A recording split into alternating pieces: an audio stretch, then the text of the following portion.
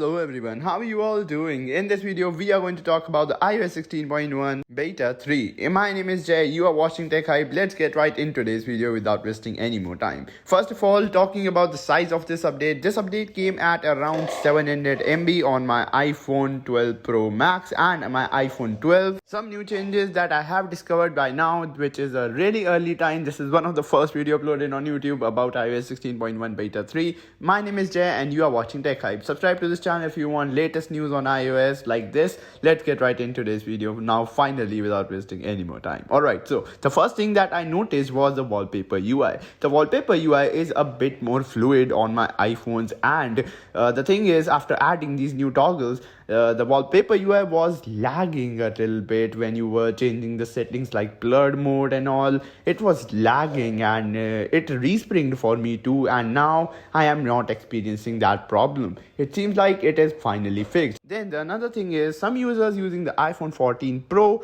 were having some camera stutters and some camera issues on their device, which is seemed to fix on the iOS 16.1 Beta 3. After installing this update, I got around 200 MBs back on my devices. So if you are low on storage, you can install this latest beta. Probably you are already on the beta version of iOS 16.1. So the thing is, it reduces it just gives you back some storage. In my case, I got 200 MBs back. Some of you may get more MBs back, or some of you may just lose some MBs on your device, varying your devices. But mostly, whenever I just get more storage on a beta, it is usually with every device that I get more storage. Not a lot that is new on the iOS 16.1 Beta 3 as of now. I haven't really discovered a lot of new things. Other thing that is fixed on the iOS 16.1 Beta 3 is related to Safari. On Safari, on my iPhone XR, I was experiencing resprings whenever I was opening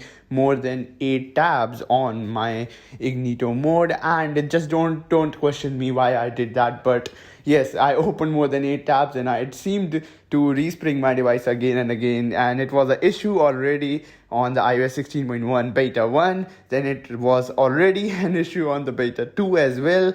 Now it is finally fixed on the XR. It seems like iOS 16.1 by now, what all I have noticed is more of an update which is focusing on fixing the bugs and not exactly adding new features, because I'm trying to, but I haven't really found any new features on the iOS 16.1 Beta 3. Though I will update you guys over on my Twitter handle @TechHyped. If you haven't followed yet, just go ahead and follow me. It just takes 2 seconds @TechHyped, and DM me if you have any query related to iOS or iPhone. That's pretty much it for this quick little episode. The release date of iOS 16.1. Yes, let me address this real quick. A lot of you guys over on my Twitter were asking me that when the iOS 16.1 will be releasing to you guys on public. So it will be released to public on the 1st or max the second week of October. So that's pretty much it for this quick little episode. If you did ended up watching this video till the end, and